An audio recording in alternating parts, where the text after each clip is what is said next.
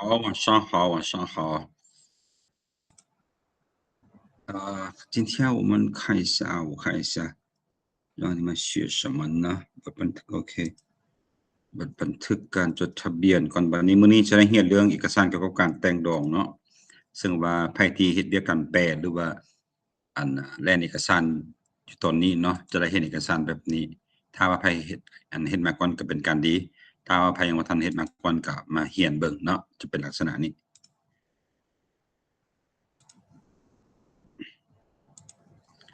อันนี้มันคือหน้าตาเนาะหน้าตาของบทบันทึกการจดทะเบียนแต่งดองระหว่างพลเมืองลาวกับพลเมืองกับคนต่างประเทศเนาะหน้าตามันจะเป็นแบบนี้ซึ่งเอกสารฉบับนี้มันออกโดยแผนกภายในของนครหลวงเวียงจันทน์หมายความว่าขั้นแขวงเนาะระดับขั้นแขวงมื้อนี้อาจจะแม่นแต่พ่อน้อง2คนบ่มามาเรียนโดยอีกผู้หนึงเพิ่นขอละครอบแล้วบ่ทันเรียนเนาะเอกสารนี้พ่อน้องผ่านมาก็เห็นมาก่อนบ่之前翻译过吗？没有，没有是吧？对，你们以后想不想做这个翻译呢？比如说有老挝女孩想嫁给中国人的话，必须有很多必须办很多文件呢，其中呢这个也是其中的一个。เงินบันทึกเนาะการจดทะเบียนแต่งดองระหว่างพลเมืองลาวกับคนต่างประเทศเนาะเอกสารฉบับนี้ออกโดยแผนกภายในนครหลวงเวียงจันทน์เนาะซึ่งมีวันอิงอยู่อันเดียวเนาะตัวนี้อิงตามมาตรา16ของกฎหมายว่าด้วยทะเบียนครอบครัวฉบับปรับปรุงฉบับเลขที่44/สพสเนาะวันที่14มิถุนายน2018ว่าด้วยการจดทะเบียนแต่งดองเขาจะแต่งดองจังได๋ต้องอิงตามตัวนี้เนาะเอกสารตัวนี้แล้วเบิ่งรูปแบบมันก่อนเนาะมันจะมีรูปอันนี้จะเป็นรูปของฝ่ายหญิงกับฝ่ายชายเนาะฝ่ายหญิงกับฝ่ายชายแล้วก็อันนี้มันจะเป็นข้อมูลของฝ่ายหญิงจะเป็นคนลาวเนาะอยู่ฝั่งกำซ้ายมือนี่นะอยู่กำขวามือมันจะเป็นข้อมูลของฝ่ายชายที่เป็นคนจีนหั่นเนาะ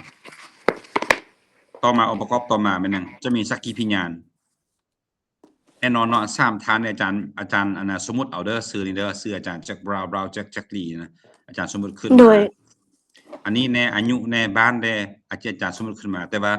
อยู่เอกสารจริงก็จะมีแบบนี้เช่นกันเนาะแสดงว่าการจดทะเบียนสมรสหรือว่าการจดทะเบียนแต่งดองนี่นะมันต้องมีสักขีพยานอย่างต่ำนี่3คนเนาะ3คนแล้วก็เวลาจดทะเบียนมันต้องมีการเซ็นลงลายเซ็นของครูบ่าวสาวแล้วก็พ่อแม่เนาะพยานกับหัวหน้าแผนกเนาะเดี๋ยวอาจารย์ขอเบิ่งเนาะเมื่อกี้อาจารย์เบิ่งอยู่ตัวนึงว่าพิญาณมันตัวนึงพักญาณอาจารย์ขอเบิ่งแป๊บนึงเด้อว่าสิแม่นตัวใดเนาะตัวแป๊บเดียว看一下这里哪个是对的พิญาณและพิญาณเพราะว่าอาจารย์เว้าทั้ง2แบบ看一下พักญาณ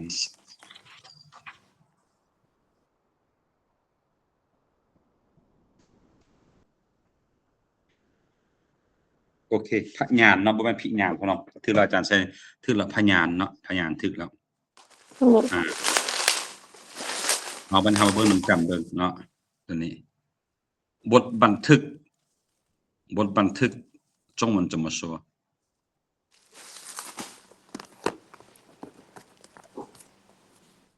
你们俩บันทึก对记录书บ่มี记录แล้วก็แล้ว记录记录ให้เป็นทางถ้าเป็น动词มันแปลว่าบันทึกเนาะถ้าเป็น名词มันการบันทึกเรียกว่าบทบันทึกเนาะโอเคบัดนี้ทะเบียนแต่งดองเด้โอเคแยกก็ได้ทะเบียนเด้ว่าได้จดทะเบียนก็ได้จดทะเบียนเอาว่าจดทะเบียนซะ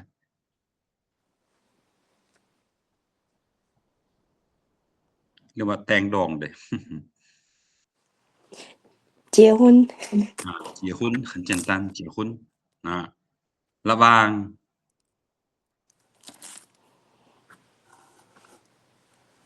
ระหว่าง怎么说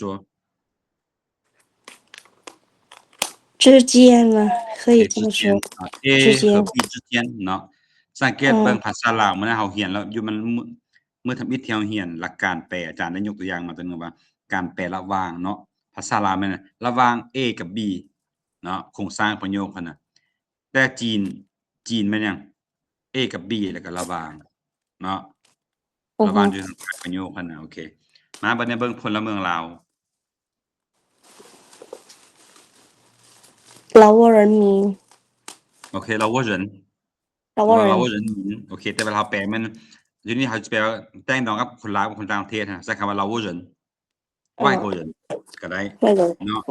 แต่อยู่นี้เขาจะใช้อันแปลทางการเขาจะใช้ว่า公民เราว่า公民เนาะเราว่า公劳民沃公民，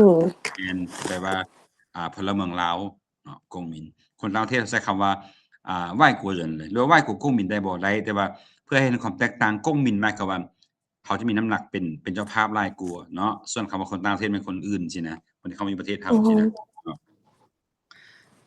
โอเคพ่อน้องเบิ่งมาตรา16นั่นแหละครับว่ามาตราสิว่าจั่งใด马达，มาตรา之前学过吗？这个马达怎么翻译好像没学过。 ？OK，你们听中文之后，你们才会说哦，原来是用这个词。其实中文里面简单，用条，第条，16条，对，哦，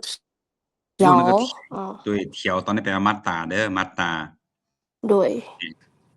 คำว่า条มันเป็นเลี่ยง词แม่นบ่เลี่ยง词ใช้กับอันใดเด้อที่พี่น้องเรียนผ่านมานะ一条路，一条条路款，一条什么款，一条款好还有呢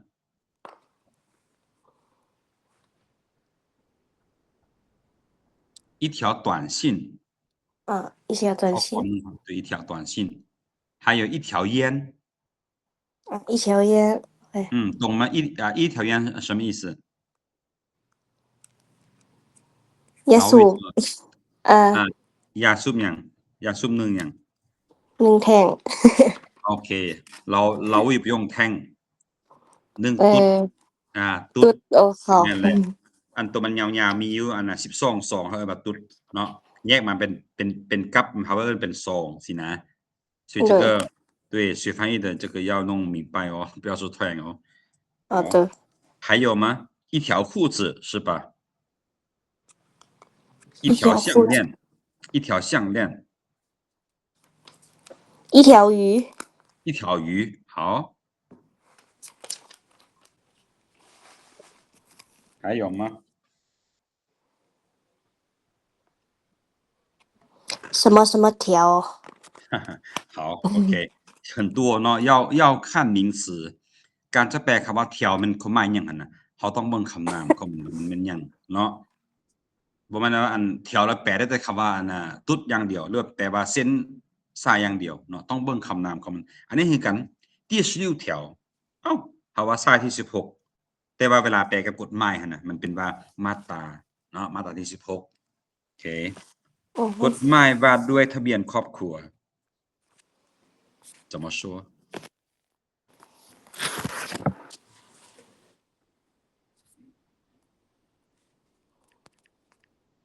知道吗กฎหมายว่าด้วยทะเบียนครอบครัว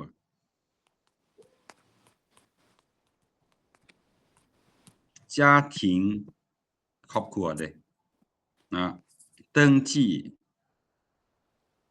哦，家庭登记法，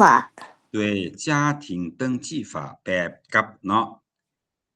บ่มีคำว่าของแล้วก็ว่าด้วยนี่ภาษาจีนนี่บ่ฮู้สิแปลแต่ว่าภาษาลาวแม่นคันสิแปลว่ามาตรา16กฎหมายทะเบียนครอบครัวมันก็บ่ได้เนาะ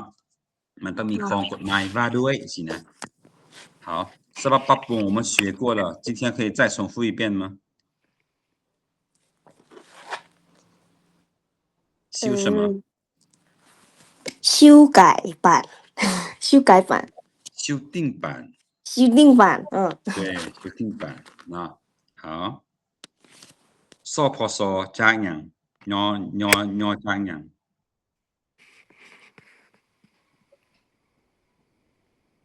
สภาเรียกสภาแห่ง อ่า ชาติ แห่งชาติ好โอเคมิถุนาแม่นเดือนใด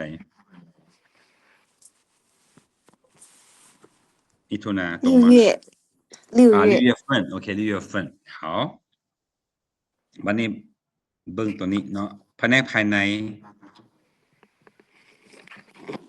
怎么说嗯什么厅我忘了对，我们叫内政厅เนาะ内政厅内中厅对内政厅โอเคพ่อน้องอาจารย์อันน่ะสิบอกให้ฟังก่อนเด้ออันนี้มันเอกสารอันน่ะเอกสารอันน่ะเก่าเนาะเดี๋ยวนี้มีเอกสารใหม่เขาจะประกาศใส่มันแต่เก่ามันแผนกภายในจะรับผิดชอบแต่เดี๋ยวนี้น่ะเขาจะเปลี่ยนให้เป็นอันน่ะพวกกรมตมเนาะให้เป็นตมเป็นคนรับผิดชอบแต่ว่าเอกสารใหม่น่ะอาจารย์ยังบ่ทันเห็นเทื่ออาจารย์เอาตัวเก่ามาสอบพ่อน้องก่อนเนาะก็มันอาจจะบ่ตรงกันหลายมันจะมาเปลี่ยนบ่อนอันน่ะผู้ออกเอกสารนี่อยู่ตัวนี้ตัว内政部นี่ตัวนี้เด้อตัวนี้พ่อน้องมันสิมาเปลี่ยนอยู่นี่เนาะเปลี่ยนตัวอันน่ะถึงสุดของเบิ่งซ้ายมือนี่จะเปลี่ยนอันนี้อาแล้วก็จะมาเปลี่ยนบ่เลขที่นี้มันก็จะบ่ทับอันน่ะพนวตึมแล้วมันจะเป็นตัวอื่นเนาะบัดนี้เนาะโอเคมีแต่ว่าอาจารย์บ่ให้พ่อน้องฮู้เด้อมื้อนะรับเอกสารไปหั้นน่ะสังเกตเบิ่งว่ามันแบบใหม่บ่หรือว่าแบบเก่าบ่เนาะตัวนี้ โดยแต่ว่าโครงสร้างเอกสารมันจะเป็นแบบเดียวนี่แหละเนาะคล้ายๆกันสามารถชมเทียบกันได้เนาะส่วนข้อมูลเอกสารตัวนี้อาจารย์จะบ่ให้แปลแล้วเนาะเพราะว่าอันอย่างชื่อนามสกุลฮู้แล้วเนาะวันเดือนปีเกิดที่เกิดเชื้อชาติอาชีพต่างๆเราเรียนผ่านมาหลายเทื่อแล้วฉะนั้นอาจารย์ข้อข้ามตัวนี้นะเนาะข้อข้ามตัวนี้พ่อน้องโอเคอาจารย์มีภาษาลาวตัวนี้จะสิถามพ่อน้องเบิ่งคำนี้น่ะพ่อน้องว่าอันน่ะถูกบ่หรือผิด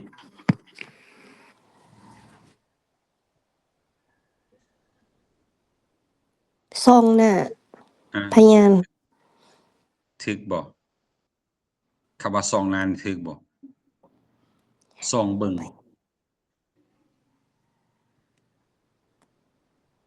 ตัวอย่างว่า A กับ B มีปัญหากันเนาะแต่บ่เคยมานั่งแล้วก็แก้ไขปัญหามันจักครั้งเจ้าจมค่อยจมเจ้าเว้าค่อยเว้าเจ้าแต่มื้อหนึ่งลัดอันน่ะนายบ้านนัดมาแล้วมันนั่งโต๊ะเดียวกันแล้วก็ส่องหน้ากันเซิ่งหน้ากันลมกันหั่นน่ะอันนี้เขาว่าส่องหน้าเนาะแต่อาจารย์อยากถามพี่น้องก็คือว่าตัวนี้หั่นพี่น้องว่าถูกแล้วบ่ซึ่งหน้าพยานซองหน้าส่องหน้าพยานซึ่งกับซองนี่อันความหมายมันเป็นอันเดียวกันบ่นะอาจารย์น่ะซึ่งหน้าเนาะซึ่งหน้ามาคอยมาอันน่ะมาอยู่ใกล้ๆกันนี่เบิ่งกันเนาะความหมายความจริงความหมายเดียวกันแต่ศัพท์ทางการเวลาจังซี่น่ะเขาจะว่ามาซึ่งมาลมซึ่งหน้ากันจังซี่น่ะมันบ่เป็นทางการปานใดมันจะเป็นโคอยู่ขวาเนาะถ้าว่าทางการต้องใช้คำว่าส่องหน้ามาส่องเบิ่งดูผู้นี้แบบเว้าให้ค่อยน่ะผู้นี้บ่มีปัญหาประมาณนั้นเนาะ อ๋อ แต่ว่าอาจารย์ถามว่าอันนี้อาจารย์เขียนถูกแล้วบ่หรือพ่อน้องคิดว่ายังบ่ถูกเทื่อคำว่าส่องหน้าอาจารย์ถามพ่อน้องซื่อๆผ่านมาพ่อน้องใช้อันนั้นพ่อน้องก็เขียนแบบนี้บ่หั่นน่ะอยากถามพ่อน้องเบิ่งน้องบ่เคยเขียนแบบนี้ โอเคเขามักเว้าเนาะส่องหน้าแม่นบ่พ่อน้องเป็นเสียงไม้เอกแม่นบ่โดยแต่ว่าความจริงอาจารย์ขอแปลงก่อนอันนี้เป็นเสียงไม้โทเนาะส่องหน้าประมาณนี้แต่ถ้าว่าส่องหน้าเนาะโอเคแล้วผู้ที่จะเป็นสักขีพยานให้เราเนี่ยมันต้องอย่างน้อยต้องมี3คนขึ้นไป3คนอาจจะเป็นพยานฝ่ายลาวบ่ฝ่ายจีนบ่หรือว่าของในบ้านบ่ก็แล้วแต่เนาะมันจะมีชื่ออายุแล้วก็บ้านอยู่ปัจจุบันเนาะถ้า3คนเป็นแบบนี้อันนี้อาจารย์แปลจริงไปแล้วเนาะดังนั้นจึงยังยืนไว้เพื่อเป็นหลักฐานและนำใช้ได้ทางกฎหมายนำใช้ได้ทางกฎหมาย以作法律依据或者มื้อนั้นเราเรียนเนาะจ้ะ依据แล้วแม่นหยังเนาะจ้ะ依作แล้วแม่นหยังตึมอีจั่ว作为เนาะ作为法律依据เดี๋ยวพี่น้องอาจารย์แปลตามนี้จึงได้ยั่งยืนไว้เพื่อเป็นหลักฐาน特此证明นะ以作法律依据ประมาณนี้เนาะแล้วก็ครูบ่าวสาวแล้วก็พ่อแม่พะญานเนาะเพราะน้องคำว่าพะญานเนี่ยเขาจะใช้คำใด พะญาน อา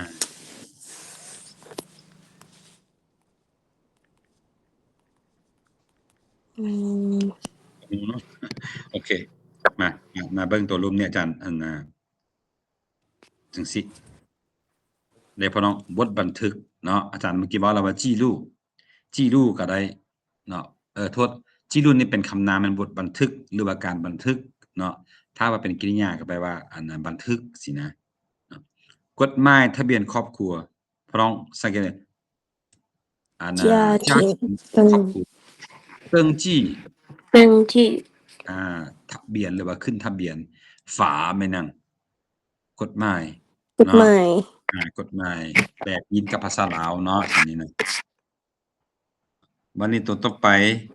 การจดทะเบียนแต่งดองหรือแต่งดองแม่น结婚结婚登记เนาะ结婚登记การจดทะเบียนอันน่ะแต่งงานเนาะคันพ่อน้องคำว่า登记结婚เด้สิแปลได้登记结婚对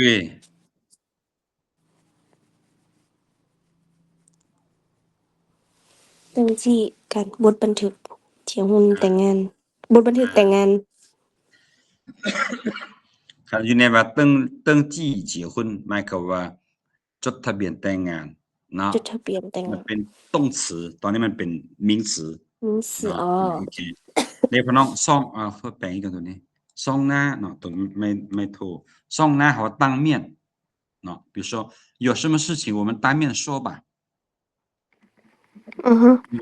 有什么事情我们面对面说吧คือเมื่อกี้น้องถามเพิ่นแหละซึ่งหน้ากับซ่องหน้าน่ะ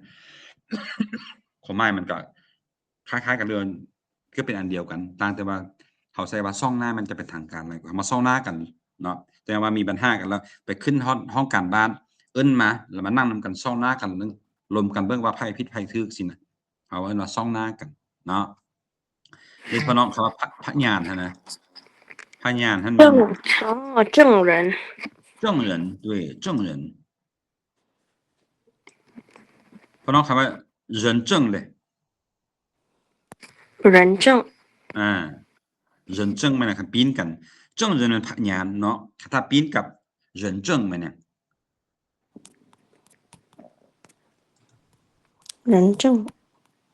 人证ตัวอย่างว่าอันน่ะเกิดอุบัติเหตุเนาะมันจะมีหลักฐานรอยเหยียบเบรกเป็นไผผิดไผถูกหั้นนะแต่ว่าอันนี้ว่า人证มันนั่นพยานที่เป็นค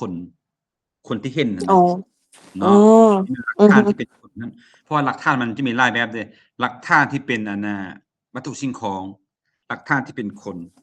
เนาะหลักฐานที่เป็นกล้องวงจรปิดต่างๆก็แล้วแต่ว่า人证มันพยานที่เป็นคนนั้นเนาะหรือว่าคนที่เป็นพยานนั้นสินะบัดนี้สำนวนคำร้องก็แม่นคำร้องนั่นแหละเนาะคำว่า申请หรือว่า申请书申请ส่วนคำต่อไปหลักฐานเราเรียนมาหลายครั้งแล้วเนาะ证据凭证หรือว่า依据เราเรียนผ่านมาแล้วเนาะเดี๋ยวเราสังเกตเบิ่ง劳沃公民พลเมืองลาวเนาะ外国公民อาจารย์ข้อเปลี่ยนกันเด้อให้มันต่างจากตัวอันของลาวซะตัวนี้เอาใส่ว่า外国人ซะมันจะโอเคกว่าให้มันเห็นความแตกต่าง外国人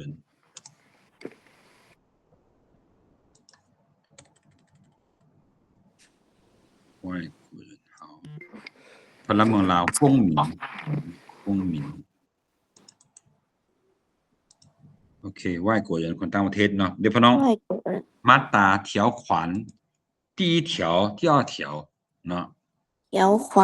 เอาบอกว่า第一条款第二条款มันยากเขาว่า第二条第三条แล้วก็แล้วเนาะใช้ตัวเดียว条บัดนี้มีผู้ถามตื่มคำว่าหมวดว่าใดหมวดมันจังเด้อเพราะว่าอยู่ในกฎหมายมันจะมีหมวดเนาะหมวดที่1หมวดที่2แล้วก็อยู่ในหมวดจะมีมาตรา1มาตรา2สินะเนาะอาจารย์เลยเอามาให้เลยว่าจังเนาะจังมันหมวดนอกจากหมวดแล้วคำว่าจังสิแปลว่าอะไรตื่มพ่อน้อง章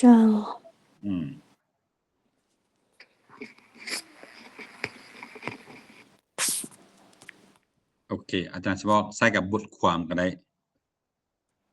เนาะ哦， 1บท一ความ篇文章，比如说 เนาะ文章章โอเค第一章，第一章第二章เนาะบทที่1บทที่2สินะเนาะประมาณนั้นบัดนี้จึงยังยืนไว้แม่นอาจารย์ใช้คำว่า特此证明เนาะ特此证明วันนี้มาเบิ่งคำศัพท์เพิ่มเติมคำศัพท์เพิ่มเติมก็เกี่ยวข้องกับการแต่งดองเลยเนาะอาจารย์นำมาให้อยู่ตัวอย่างคำว่าเจ้าบ่าวเนาะบ่ฮู้ว่าพวกน้องได้เรียนผ่านมาก่อนบ่คำพวกนี้เนาะเจ้าบ่าวฮอดสิ้นหลัง可以研究， เนาะ 对 โอเค 对， สินสอดของมันแดงจื้อบ่ว่าจั่งใด 彩礼， โอเคอยู่นี่เนาะอาจารย์ใส่ตึมโอเคบัดนี้มาอาจารย์ถามตัวนอกตัวนี้ตึมอาจารย์บ่ได้เขียนใส่พี่อันน่ะ pre wedding หั่นน่ะ pre wedding บ่ pre 哦 wedding ，pre หั่นน่ะ wedding โอ 啊， เคเขาจะเว้าแนวใด可以说结婚照吗？结婚照结婚照结婚照โอเค结婚照แม่นรูปงานดองรูปตอนแต่งดองเนาะ pre wedding， อืม 嗯， pre wedding เขามีคำหนึงเขาใช้คำว่า婚纱照婚纱照，婚纱แม่นหยังคันสิแปลต้องพี่น้องเบิ่งคำที่5หั่น婚纱แม่นหยังแปลว่าชุดเจ้า纱，สาวน่ะที่เป็นกระโปรงสีขาวหั่นน่ะเป็นชุดสากลนั่นน่ะ哦，เนาะ嗯อันนี้哼，เขาเอิ้นว่า婚纱เนาะ纱มาจากหยัง 婚纱， ฟ้ามันแผ่มุงหั่นน่ะพี่น้องแม่นบ่ชุดเจ้าสาวจะเป็นแผ่ผิวๆบางๆหั่นนะแผ่แก้วบ่嗯哼， เขาเอิ้นเนาะผ้าแก้วบ่หั่นนะประมาณนั้นเขาเอิ้นว่า纱หั่นนะ纱布สินะเนาะแผ่纱มุง布，แผ่บางๆหั่นน่ะอาแต่มันปลิวผิวๆไปตามลมมันโอเคบัดนี้婚纱照เนาะแปลว่าชุดอันน่ะรูปชุดเจ้าสาวอะนะความจริงมันชุด pre-wedding หั่นแหละเนาะ婚纱照โอเคได้พี่น้อง纱เบิ่ง照，คำที่4เบิ่งคำว่างานดองเนาะงานดองในที่นี้มันหยังแม่นงานเลี้ยงดองอะนะเนาะเขาใช้ว่า婚礼หรื婚อว่า礼，婚宴เนาะ比如说今天晚上我要参加一个朋友的婚宴หรือ婚礼都可以นะ婚礼嗯哼， บัดนี้สินสอดของมันอาจารย์หามาให้แล้วเนาะเขาใช้คำว่าพินหลีก็ได้หรือว่าฉายหลีก็ได้เนาะบัดนี้เจ้าคนลุง彩，ตาเพิ่น 嗯哼， เจ้าคนลุงตาหั่นนะถ้าว่าอันน่ะตัวทางล่างหันบ่ลึงใช้คำว่าจางเป้ก็ได้จางเป้มันก็แปลได้หลายความเนาะผู้อาวุโสบ่ผู้ใหญ่บ่หรือว่าผู้คนที่เป็นรุ่นหุ้นอันน่ะหุ้นก่อนเฮาบ่นะเอิ้นว่าจางเป้นะผู้ที่ใหญ่ก่อนเฮาหั้นนะแต่สิแปลว่าเจ้าคนลุงตาว่า家族长者ก็ได้คนที่เป็นใหญ่สุดอยู่ในแบบ 家主长者，เสื้อหยังก็เสื้อชาติอันน่ะวงคณะญาติหั่นน่ะเนาะตอนนี้ 嗯， บัดนี้พิธีสู่ขวัญนี่บ่ฮู้ว่าผ่านมาพี่น้องเคยเรียนบ่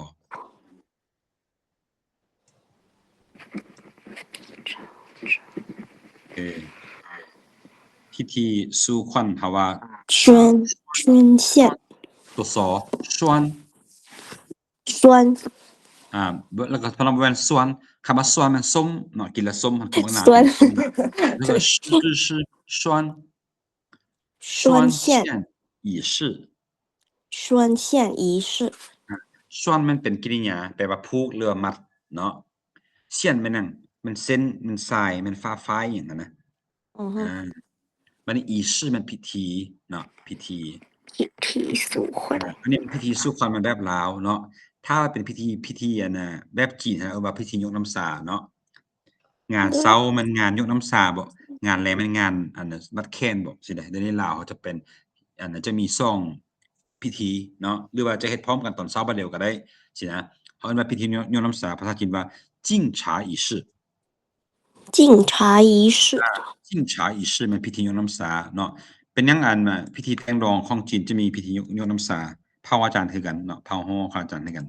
เวลากินดองอะนะจะมีการอันน่ะยกน้ำสาเนาะยกอันน่ะแบบ 嗯， เป็นการ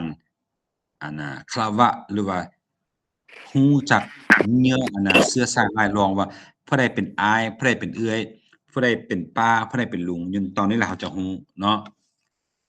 เว้าง่ายกว่าทำความรู้จักกับพี่น้องอันน่ะวงตระกูลว่ามีไผแดสินะเนาะ 对，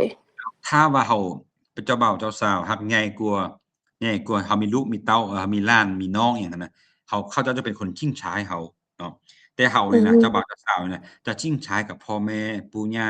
อายเอื้อยหรือว่าคนที่เป็นลุงเป็นป้าสินะจิ้งช้า仪式โดยอยู่ลาวก็มีวัฒนธรรมแบบนี้ว่อาจารย์มีคืออยู่บ้านอาจารย์หั้นเผ่าฮ้อนนั้นมีมาแต่อาจารย์เกิดมาใหญ่อ๋มาก็เห็นมาแต่น้อยแล้วเนาะโดยมี ต่อมาพี่น้องพิธีแห่เคย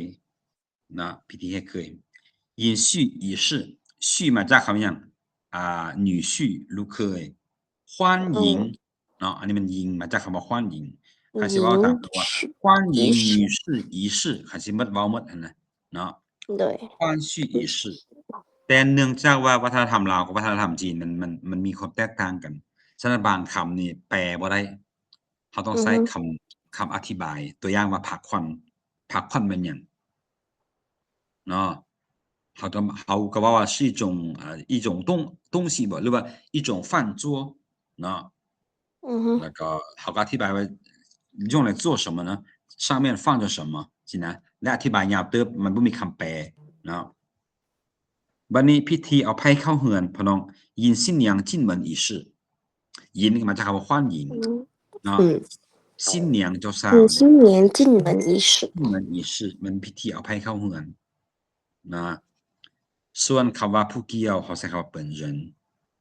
นะนี่คือคำศัพท์เพิ่มเติมเกี่ยวกับการบันทึกอ่าการขึ้นทะเบียนสมรสเนาะก็ประมาณนี้แล้วตัวจีนมันที่แปลเป็นจีนยูรูมิเดอร์เด้อันนี้แม่นที่เป็นฉบับภาษาจีนแล้วเนาะมื้อหน้าพี่น้องหากว่ามีโอกาสไปเฮ็ดเวียกเกี่ยวกับการแปลเอกสารอันน่ะแบบนี้ก็สามารถเอามาแลเบิ่งได้เนาะเดี๋ยวพี่น้องโดยเนี่ยจึงทิ้งแผนกภายในไปอย่างนี้พี่น้องอาจารย์หนึ่งทับได้บ่ 整听เพราะว่านี่มันบ่ยาวอาจารย์เลยทับให้แต่คันมันยาวนะพี่น้องปะเลยเด้อเปลี่ยน号โดยแล้วก็อันน่ะอันนี้ก็044号แล้ว044ก็แล้วปะเลยเนาะ好的หรือว่าพี่น้องอยากทับหั่นน่ะทับตัวย่อภาษาลาวก็ได้บ่ได้ผิดตัวนี้นะเนาะโอเคต่อมาแม่ง老挝公民与外国人之间อ่า婚婚婚姻婚姻登记记录นะอันนี้เป็นการบันทึกการจดทะเบียนสมรสระหว่างพลเมืองลาวกับคนต่างประเทศเนาะต่างประเทศบัดนี้บ่อนอิงเนาะ根据ยังชื่อที่根据แล้วก็เอาวันเดือนปีต่อมาแล้วก็แม่นผู้ออกเอกสารกัวหุ้ยแม่นผู้ที่ประกาศใส่เอกสารฉบับนี้เนาะฉบับเอกอืสารฉบับเลขมที่44ว่าด้วยหยังว่าด้วยกฎหมาย家庭ทะเบียนครอบ登记法对ในพี่น้อง修订版ฉบับฉปรับปรุงบับปรับปรุงอ่าแล้วก็มาตราที่เท่าไหร่มาตราที่16ว่าด้วยหรือว่าเกี่ยวกับเนาะระเบียบในการจดทะเบียนแต่งดองหรือว่าแต่งงานเนาะประมาณนั้นบัดนี้在万象室内正厅หรือ在什么什么厅เนาะอยู่ในแผนกใด进行ดำเนินเนาะ进行了以下两人的结婚登记记录เนาะได้ดำเนินการบันทึกการแต่งดองของบุคคล2คนดังนี้มีอันนี้แม่นรูปเจ้าสาวเจ้าบ่าวเด้อถ้าโดยว่ารูปนั่นน่ะข้อมูลฝ่ายหญิงอยู่เบื้องนี้จะเป็นรูปฝ่ายหญิงเนาะฝ่ายชายอยู่เบื้องนี้เขาต้องเป็นฝ่ายชายเบื้องนี้ข้อมูลเนาะอันนี้อาจารย์ชื่อวันเดือนปีเกิดแม่นชื่อที่อาจารย์สมมุติขึ้นมาเนาะตัวอย่างเจ้าว่าเวียงคำเวียงจำปาเป็นคนลาวเนาะเวียงจำปา女士พี่น้องอันเวียงจำปานี่นะถ้าพี่น้องอยากเขียนเป็นชื่อจีนเนาะพี่น้องพยายามน่ะเอาเสียงที่มันใกล้เคียงสุดถ้าบ่มีหั่นน่ะเขียนเป็นชื่อภาษาอังกฤษมันก็บ่ผิดมันก็คือหลักการของมันเนาะเวียง哦จำปา女士แล้วก็出生日期แล้วก็出生地แล้วก็种族หยังจื้อบ่แม่นหยัง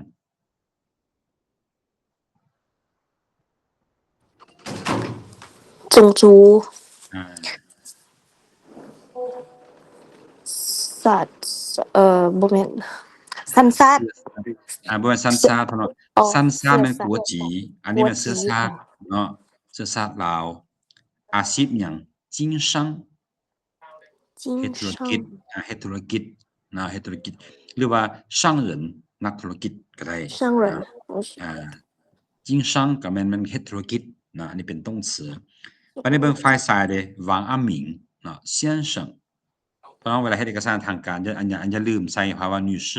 กับ先生เลยเด้อ好的โอเค出生地มัน中国广西นะ中国广西แล้วก็职业的公司职员พนักงานของบริษัทเนาะแล้วอันพน้องคำว่า目前住址เนี่ยพน้องใส่ ที่ ว่า ปัจจุบัน现职ก็ได้现职ก็ได้โอเควันนี้三位证人分别是แม่นดังรูปนี้ก็ได้หรือว่าข้าเจ้าแม่นก็ได้เนาะแปลแบบนั้นคันสิแปลตามตัวเนาะแล้วก็อันนี้ชื่ออายุแล้วก็ที่อยู่ของอันน่ะของเนี่ยก็ของอันน่ะพยาน พ เนาะ ยาน因此特此证明已作法律依据อีเทิงอาจารย์มีแล้วเนาะบัดนี้ลายเซ็นแม่ง新郎新娘เซ็นดูพี่父母แล้วก็พยาน证人ทีมมันภายในภายในเนาะภายในภายในโอเคอันนี้ก็คือหน้าตาของเอกสารเนาะเอกสารฉบับนี้ก็สิประมาณนี้โอเคอาจารย์เซฟไปแป๊บหนึ่งกันตอนนี้มีอย่างถามอาจารย์เพิ่มเติมบ่มื้อนี้วันศุกร์แล้วเนาะ2คนนั้นน่าจะคาเวียกไปเวียกส่วนตัวบ่หรือไปหาครูมีหลายคนถามเห็นแปลนอาจารย์เขาเจ้าว่าเวลานี้มันอันน่ะบ่ทันว่าซั่น 对ถ้าเห็นดึกกว่านี้หั่นอาจารย์ก็สิได้กลับดึกอาจารย์บ่อยากอยู่ดึกเพราะผ่านมาอาจารย์ก็สอนแล้ว3ชุดเนาะจนฮอด10โมงอาจารย์รู้สึกว่าร่างกายบ่ไหวแล้วอายุหลายแล้ว所以我只能这个时间给你们上课其他的时间我想休息一下มีส่วนนึงอาจารย์จนตัดสินใจว่าสิบ่สอนแล้วเด้สิบ่สอนคอร์สหยังแล้วเนาะเรามีผู้ถามแล้วอาจารย์ก็เห็นใจเขาเจ้าอยากเรียนเด้ก็เลยว่าตัดสินใจสอนตึมคืองานพิธีกรเหมือนกันมีส่วนอาจารย์ว่าสิบ่รับแล้วเด้อาจารย์ว่าสิบ่รับแล้วแต่งานมาตลอดคือเดือนแล้วนี่มี7งานอาจารย์ก็บ่รับเพราะมันถึกมื้ออาจารย์ขายเวียกอยู่โรงการนี่นะอันต้นมื้อเรียนทำอิฐโนคุณหน้าอาจารย์แฮงว่าอยากถามอยู่อันอาจารย์เคยมาเป็นพิธีกรให้อันบริษัทเทียนเทิงบ่อันของประมาณเดือนใดน้องปีกายบ่แม่นปี2024ประมาณเดือน10เดือน10 11ด้วยอยู่ขม่วนเพิ่นว่าบ่แม่นอยู่เวียงอยู่นครหลวงสิแม่นแต่อาจารย์ก็บ่จื้อเพราะมันหลายงาน แต่ตอนนั้นน้องเฮ็ดอาจารย์ใส่แว่นแล้วก็อันคือว่าคุ้นแรงเสียงสำเนียงก็คือขนาดน้องเอ๊ะหรือว่าเป็นอาจารย์แต่ อาจารย์แต่อาจารย์สอนแนวรับงานพิธีกรเลยเนาะโดยอันน่ะอาจารย์มีตัวหนึงเนาะเดี๋ยวอาจารย์มื้อใดเบิ่งอาจารย์สิอันนั้นเบิ่งขึ้นสิเอาสคริปต์พิธีกรหรือว่าวาระงานต่างๆมาให้เบิ่งนำเนาะเพราะว่าส่วนหลายนักแปลหั่นน่ะจะได้แปลเรื่องวาระเนาะของประชุมใหญ่น้อยก็ดีมันต้องมีวาระทุกงานฉะนั้นผู้ที่เป็นนายแปลภาษาหั่นน่ะต้องเรียนรู้ไว้เนาะวาระแม่นเขาเฮ็ดจังได๋อันใดที่เอิ้นว่าวาระหั่นนะเจ้ารู้ที่ว่าเกี่ยวข้องกับการแปลเขาเฮ็ดเวียกการแปลแม่เขาเลือกบ่ได้โอ้มื้อนี้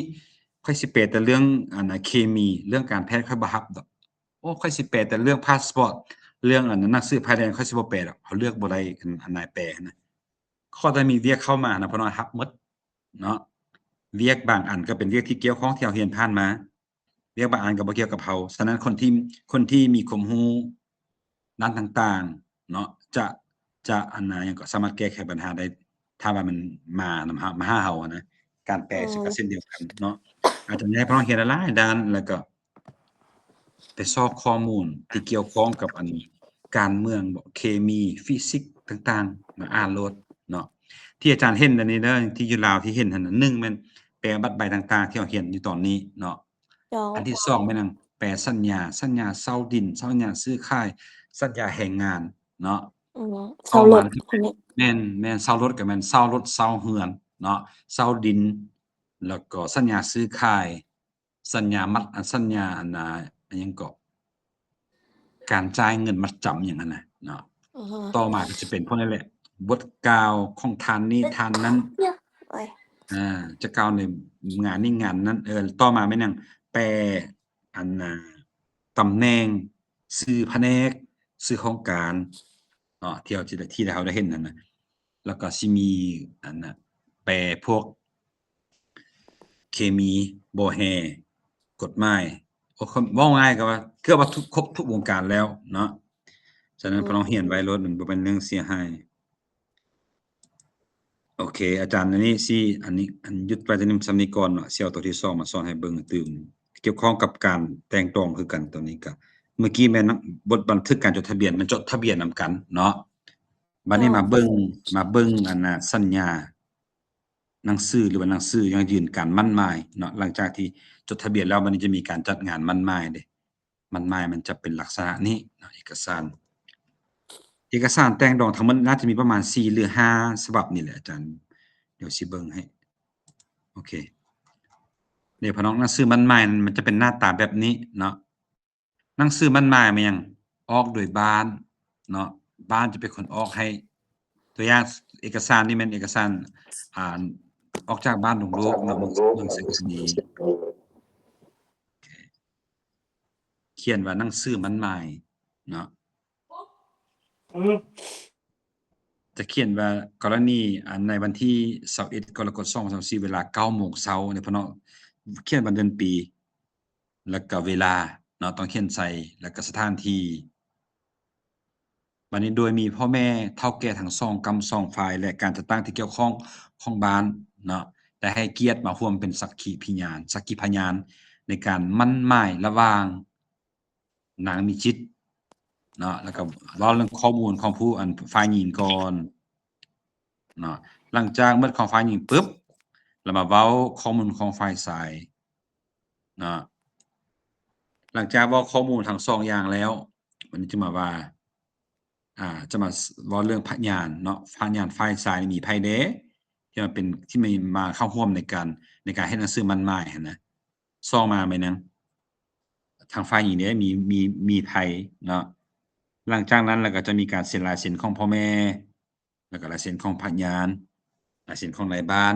เนาะถือว่าเป็นอันเสร็จสิ้นหนังสือนี่ถือว่าผ่านเนาะผ่านหลังจากหนังสือนี้ผ่านแล้วจึงไปขอหนังสือยืนการแต่งดองบัดนี้นะเนาะเดี๋ยวฉบับอันต่อไปเราจะได้เรียนเนาะแต่มื้อนี้เราเบิ่งตัวนี้ก่อนโอเคอยู่นี้มั่นหมายเนี่ยพี่น้องภาษาจีนสิใช้คำใดมั่นหรือมั่นหมายติ่งหุ้น ติ่งหรือว่าติ่งคุณเนาะหมายความว่าการมั่นหมายว่าสิแต่งงานกับผู้นี้แท้เนาะอันนั้นโดยที่บ่ได้ว่าเว้าว่าติ่งหุ้นละมันมีลายลักษณ์อักษรอย่างดีเนาะเพื่อเป็นสักขีเพื่อเป็นเอกสารเพื่อเป็นหลักฐานที่ว่า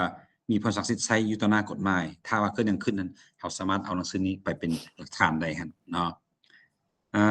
โอเคเบิ่งดูอาจารย์มีเขาโอเคเอาคำว่าสองกรรมสองฝ่ายภาษาจีนสิแปลว่าใด2กรรม2ไฟแม่น双方双方เนาะ2ฝ่ายแต่ว่า2ฝ่ายแม่นบ่แต่ว่าคำว่าสองกรรมสองฝ่ายหั่นน่ะเป็นสำนวนภาษาลาวว่าให้ม่วนเว้าคล้องกันซื่อๆเนาะ2ฝ่ายได้บ่ได้แต่ว่า2กรรม2ฝ่ายมันก็คือว่าจะม่วนไปกว่าเนาะเป็นสำนวนเป็นคำตรงตัวของลาวนะเนาะโอเคพี่น้องอยู่นี่มีคำว่าการจัดตั้งสิมาจั่งใดเขาเรียนมาหลายเทื่อแล้วการจัดตั้งและเคลื่อนไหวที่เราเรียนผ่านมาเนาะอันนี้เป็นการจัดตั้ง中文怎么说จัดตั้ง什么组组建组织组织เกี่ยวข้องเด้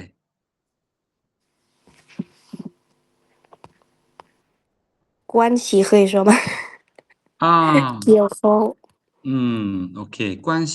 โอเคมันก็มีความหมายนี้คือกันแต่อยู่นี่เขาจะบ่ใส่关系จะมีคำเติม相关有关相关有关相关相关เนาะ相关เกี่ยวข้อง关于ได้บัดนี้关关于的于สิแปลว่า 也是เกี่ยวข้อง关于มันเกี่ยวกับหรือว่าว่าด้วย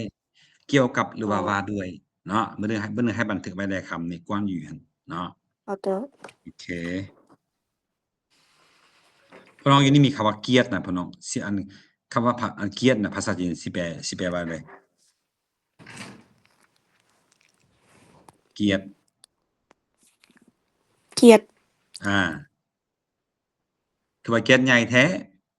คนมีเกียรตินะเกียรตินั่นแหละคำว่าเกียรติตัวเดียวสิแปลว่าอะไรหยงเนี่ยหยง荣幸荣誉荣誉荣幸รู้สึกเป็นเกียรติก็แม่นเนาะในบางกรณีในอันน่ะบริบทที่มันแตกต่างกันก็แปลว่ามีเกียรติคือกันเนาะเธอบัดนี้เผามีแล้วเนาะค้าขายมีแล้วสมนุษย์ตัวเราเห็นมาแล้วมีแล้วโอเคหนังสือผ่านแดนเดือน那个呢อาจารย์สักขีพยานสักขีพยาน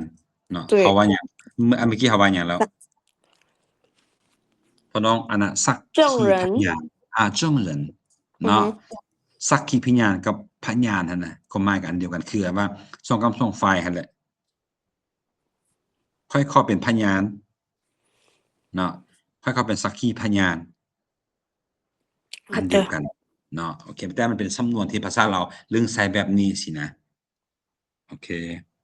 พนักงานบริษัทได้พี่น้องสิแปลเลยพนักงานบริษัท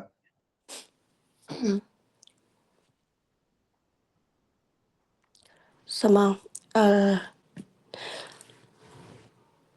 公司什么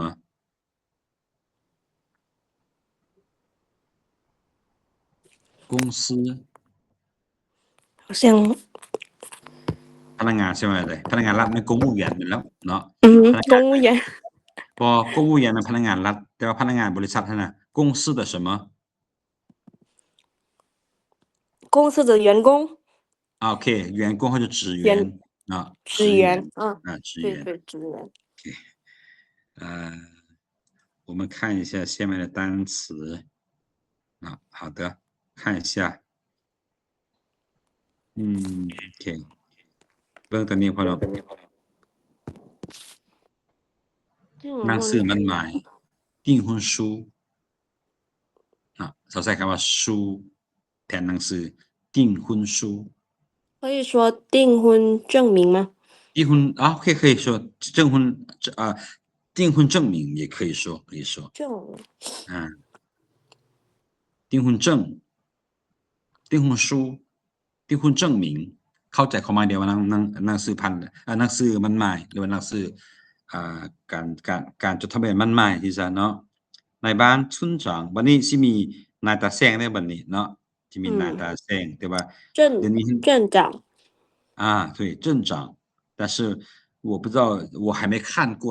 新的文件เนาะ有这个镇长出现的地方我还没看到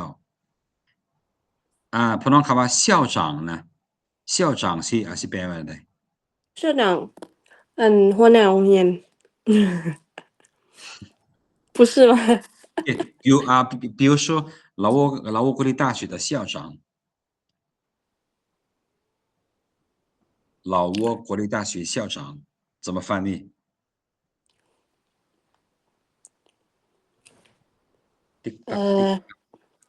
ประธานโรงเรียนนานาชาติ国立大学มันมหาวิทยาลัยแห่งชาติพี่น้อง国立对国立不是国际是国立好我听错了听错了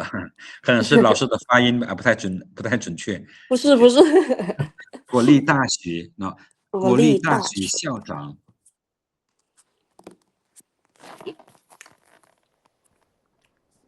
พี่น้องเคยได้ยินบ่ใหญ่ผู้ที่ใหญ่สุดอยู่มหาวิทยาลัยแห่งชาติน่ะพานนามพี่น้องเอิ้นอะไรหรือเขาเอิ้นอะไร对ผู้อำนวยการแม่นไม่ล่าสุดเขาเอิ้นว่าผู้อำนวยการใหญ่อย่าลืมเขาตึงคำว่าใหญ่ตึมเนาะแต่เก่ามันเอิ้นว่าอธิการบดีมศหรือว่า อธิการบดีมหาวิทยาลัยแห่งชาติหั่นน่ะอันนี้แม่นโจอาจารย์ประกาศโจอาจารย์ได้ใช้แล้วเนาะเขาเรียกว่า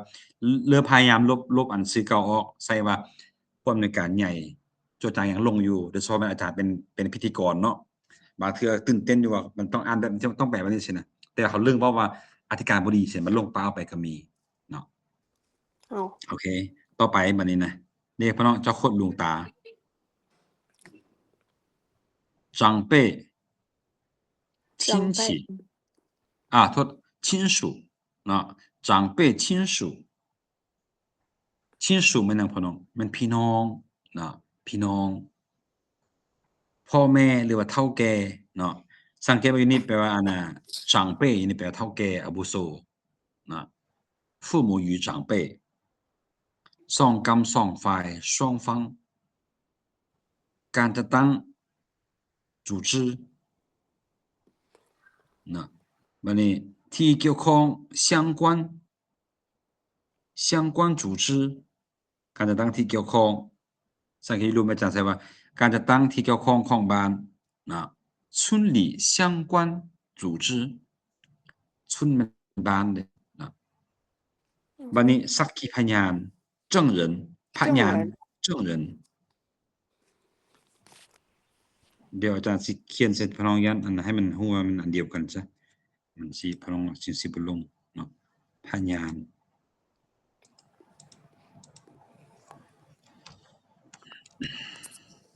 หรือว่าสักขีพยานอันเดียวกันเนาะสมนุขอฮู้ครบเปิ้นพนักงานรัฐโทษพนักงานอันน่ะ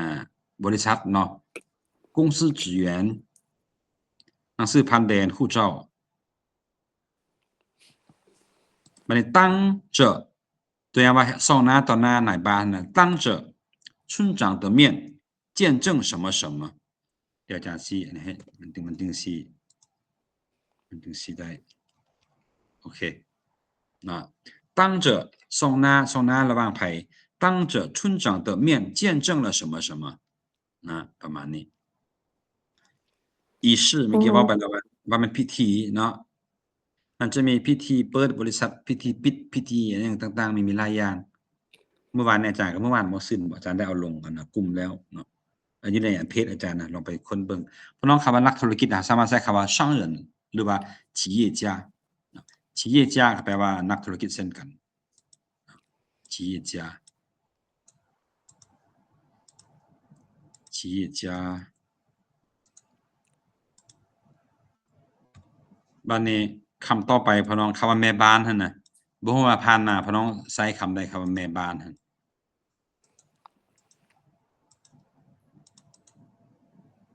อันนี้แม่นเขาใช้คำว่าอันน่ะ家庭主妇家庭แม่น主妇ครอบครัว主妇แม่นหยังแม่นอันน่ะ主แม่นหยังผู้ที่เป็นหลักเนาะผู้มาจากกับผู้นี่มันมาจากแม่หญิงที่เป็นเสาหลักอยู่ในครอบครัวหั่นน่ะเขาเรียกว่าแม่บ้านเนาะแม่บ้านในที่นี้มันบ่แม่นอันน่ะบ่แม่นเป๋าหมู่หั่นเด้อเป๋าหมู่มันอ่าโอเคคันแปลลาวว่าแม่บ้านหมดเนาะ โดยแต่ว่าให้พี่น้องเข้าใจว่า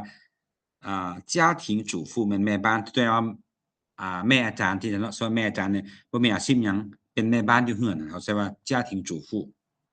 เนาะ家庭保主妇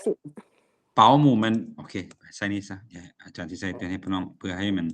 เห็นว่ามันอันนี้ก็แปลว่าแม่บ้านเช่นกันเนาะแม่บ้านอันนี้เขาใส่ว่า保姆มันคล้ายๆว่าเป็นแม่เลี้ยงเป็นแม่นมหั่นน่ะเนาะแม่เลี้ยงแม่นมแม่บ้านแต่ภาษาลาวบ่ดอกอันแม่นมเพราะว่าอันแม่เลี้ยงเนาะแม่เลี้ยงโดย对保姆แม่บ้านในที่แม่นผู้ที่เราอันน่ะจ้างมาเนาะที่เราจ้างมาเฮ็ดเวียกให้เรามาเฮ็ดเวียกเสริมบ่เวียกอันอนามัยไว้อยู่เรือนนั่นน่ะเดี๋ยวนี้อาชีพเป๋าหมู่จะเป็นอาชีพที่ได้เงินหลายเด้อพ่อน้องบ่เดี๋ยวนี้หั้นเป๋าหมู่มันซอกยากเนาะซอกยากเขาเจ้าสิเอาอันน่ะเป๋าหมู่ที่อันน่ะเฮ็ดเวียกเป็นชั่วโมงอันน่ะเนาะแม่บ้าอ๋อนหรือว่า อือฮึแม่บ้านหรือแม่เลี้ยงซะบัดนี้คำว่าแม่เลี้ยงอีกมีความหมายหนึ่งเนาะอันบ่แม่นแม่เกิดหั่นแม่ที่เอาเขามาเลี้ยงหั่นน่ะอันนั้นภาษาจีนสิว่าจั่งใดพ่อน้องมีไผฮู้แหน่พ่อ เพิ่นต้อง2คนเรามันแม่เกิดแท้แล้วมันแม่เลี้ยงหั่นนะแม่ที่เป็น什么什么母啊？继母不是继母แม่เลี้ยงโอเคอันนี้เราลองมาแปลอันน่ะเป็น口语เบิ่งเนาะอันที่เป็นแม่หั่นน่ะเอาอาจารย์ถามเริ่มจากคำว่าแม่ดาราเนี่ยเขาสิว่าจั่งใด母妈妈母妈妈亲娘เนาะบัดนี้มีคำโอเคต่อไปแม่นอันน่ะแม่ขิงเด้แม่ขิงๆเฮานี่นะสิว่าจั่งใดแล้วมันแม่ขิงๆของข้อยหั่นน่ะสิว่าจั่งใด妈妈母亲母啊，亲有一个说法แม่ขิงมันเนี่ยเขาเอิ้นว่า亲妈亲妈亲妈แม่นแม่ขิงๆเนาะบัดนี้แม่เลี้ยงที่บ่แม่นแม่ขิงแม่ที่เก็บเรามาเลี้ยงหั่นน่ะเขาเอิ้นว่าหยัง养母她是我的养母养养母เลี้ยงหั่นน่ะ养母แม่นแม่เลี้ยงเนาะแม่อ๋เลี้ยงอันนั้นอแบบนี้โอเคบัดนี้แม่นาเนี่ยสิว่าจั่งใดแม่นาอาแม่นา没听过老师ก็没我们叫后妈后妈对后妈โอเคบัดนี้แม่บุญธรรมเด้บัดนี้แม่บุญธรรม不是养母吗养母มันแม่เลี้ยงที่ว่าบ่ได้เกิดเฮาแต่เอาเฮามาเลี้ยงแม่บุญธรรมนั่นน่ะบางเทื่อสุขภาพอาจจะแข็งอาจจะอ่อนเพลียเนาะแล้วเฮาก็ไปซอกผู้ที่ว่าเปลี่ยนเสื้อให้เฮาใหม่แล้วก็มัดแขนอันน่ะเพื่อให้เฮาแข็งแรงขึ้นมามันจะมีอยู่ในวัฒนธรรมลาวแม่บุญธรรมหั่นน่ะ เออคล้ายๆกับว่าคันครูบานะครูบาหรือว่าสามเณรเอิ้นผู้ที่อุ้มสู่ช่วยเหลือเขาเจ้าว่าเอิ้นว่าแม่ยกแม่นบ่แต่ว่าอันนี้อือฮึแม่นเฮาคนปกติแล้วมีอีกผู้หนึ่งที่เป็นหมู่ของแม่บ่ที่เห็นเฮาแบบน่ารักบ่แล้วอยากเอาเฮานั้นมาเป็นลูกบุญธรรมมันเป็นลูกคล้ายๆว่าเป็นลูกรักหั้นนะพ่อน้องอือฮึเฮาสิว่าจั่งใดอันแม่บุญธรรมหรือว่าแม่รักกันน่ะไปให้มันเข้าใจวันเดียวซะแม่บุญธรรมกับแม่รักกันน่ะ แม่โอฮักเคคำนี้ค่ะอาจารย์เว้าภาษาจีนแบบต้องเข้าใจแหละ想不起来แปลว่าสิได้嗯干妈干妈干妈对干妈แม่นแม่哇แม่รักหรือแม่บุญธรรมเนาะเอาไปอืต่อมคำว่าแม่บัดนี้น่ะแม่ย่านี่สิว่าจั่งใดบุญธรรมนี่พี่น้องนี่แหละคือการแปล 对啊เออในมันอันน่ะย่าย่าเนาะย่าแม่ย่าในที่นี้มันหยังแม่ของผัวหั่นนะเขาสิว่าจั่งใด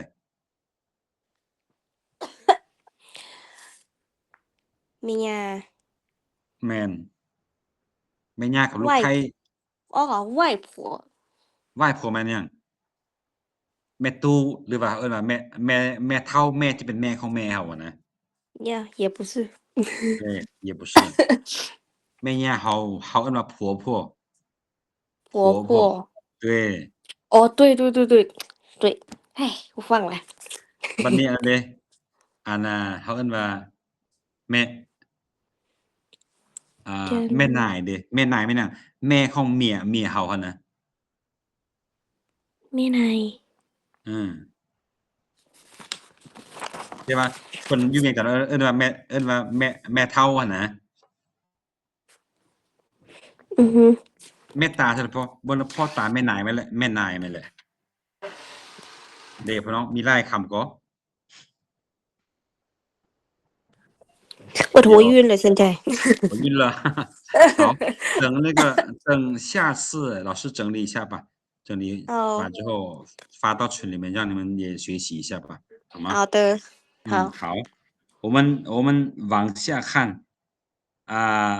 ต่อไปเป็นทนายความหรือว่านักกฎหมายเขาเรียกว่า法律律师เนาะ律师律师律师วันนี้เบิ่งพี่น้องคำที่19พนักงานรัฐเขาเอิ้นว่า公务员เนาะเขาเว้ามาได้เทื่อแล้วโอเคแม่ค้าพ่อค้าเขาเอิ้นว่า商人หรือว่า商贩เนาะแน่นอนคำว่า商人เนี่ยแปลว่านักธุรกิจก็ยังได้เนาะให้พี่น้องเบิ่งเอาเด้เมื่อกี้ว่า企业家หรือว่า商人แปลว่านักธุรกิจเนาะบัดนี้อยู่นี้商人商贩แปลว่าแม่ค้าพ่อค้าน่ะได้หมดเด้อคำต่อไปทหาร军人เนาะ军人มีคำว่าอันนี้มันบ่เกี่ยวข้องเนาะว่าแม่นแต่ว่าอาจจะแม่นสุดแล้วสิเรียนสุดแล้วล่ะเขาเจ้าถามบ่อาจารย์เลยเขียนใส่ให้เนาะอันนี้คือคำศัพท์อยู่ในเอกสารอันน่ะมันหมายนี้เนาะเดี๋ยวอาจารย์แปะพี่ให้พี่น้องแป๊บนึงก่อนเพื่อเพิ่นจะส่งให้พี่น้องเลย稍等一下啊老师整理一下这个拼音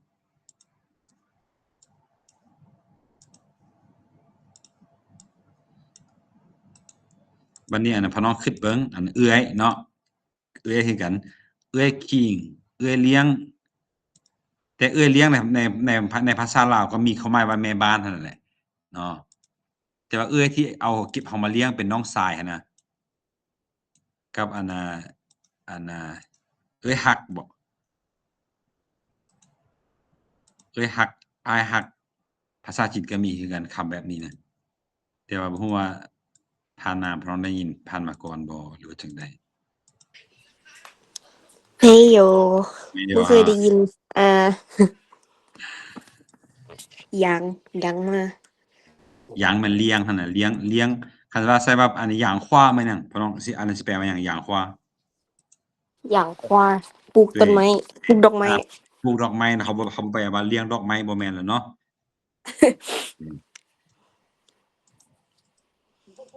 หยาง子แม่นหยังพี่น้องฮู้บ่养什么หยาง子养子养子养子养子แม่นลูกเลี้ยง对ลูกเลี้ยง养子哎很多对这是高级汉语这是高级汉语所以说你们学习的时候慢慢的让它进步养子ถ้าว่าแยกต่างๆได้หั่นน่ะคือเฮามันเอิ้นว่า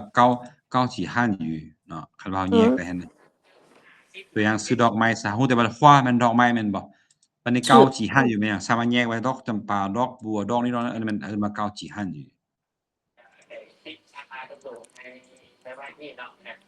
今天是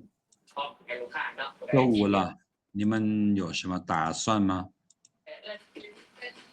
下课之后对有什么打算吗没有整一下工作吧还要工作吗对一点点对一点点辛苦了老师也辛苦啦我教你们上完课之后我就回去洗个澡然后听点音乐然后看看手机OK 你们看一下这是中文版的订婚书这里应该是订婚书根据不是 OK 我们根据呢对2024年4月11上午9点在东都村在潭里县举行怎么样ดำเนินหรือว่าได้มีการ举行了订婚仪式ได้มีการจัดพิธีจดยังก็หนังสือมันหมายนั่นแหละ双方父母双方父母长辈亲属和村里相关组织都出席了会议พี่น้อง出席มันเข้าร่วมเนาะเข้าร่วม出席อีหมายความว่าได้มาเข้าร่วมงานตัวอย่างว่าอันน่ะพวกดาราเนาะออกงานอีเวนต์หั่นน่ะก็ใช้คำว่า出席คือกัน比如说今天我出席了一个开业仪式นะครับมื้อนี้ข้อยก็ได้ไปอันน่ะไปอันเนี้ยก็ไปอันน่ะไปออกงานเนาะไปออกงานอันน่ะที่ได้หนึ่งสินะอันนี้เป็นข้อมูลทั้งหมดพ่อน้องข้อมูลของฝั่งอีกฝ่ายซ้ายเนี่ยอาจารย์สิบ่เว้าตื่มมีแต่ให้พ่อน้องไปอ่านเองตัวนี้เนาะโอเคอันนี้ไปแล้วบัดนี้เรียนใน证人เนาะ父母ก็คือจะมาเป็น证人男方เนาะ父母及证人หมายความว่า男方เป็นฝ่ายซ้ายเนาะพยานแล้วก็พ่อแม่ทางฝ่ายซ้ายเนาะบอกเลิกสัญญากับโอเคแล้วก็มีไพ่แดเนาะภาพที่เห็นนี่คือช่วงบ่ายที่ผ่านมา出席式出席今天ให้ชื่อ出席ซะเนาะอันนี้แม่อาจารย์เขียนชื่อเนาะเขียนชื่ออันนั้นของฝ่ายหญิงเนาะมันจะมี4คนเนาะจะมีพ่อแม่มีอ้ายมีน้องชายเป็นสักขีพยานให้เนาะแล้วก็ผู้เ签名อันนี้มันลายเซ็นพ่อแม่เนาะลายเซ็นสักขีพยานแล้วก็ลายเซ็นของนายบ้านดงโลกเนาะอันตรายสาธารณประโยชน์และอันตรายต่อประชาชนมัน在听新闻吗โอเค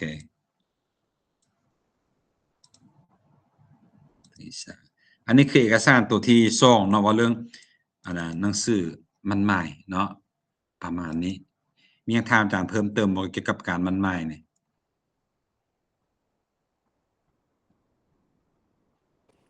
目前没有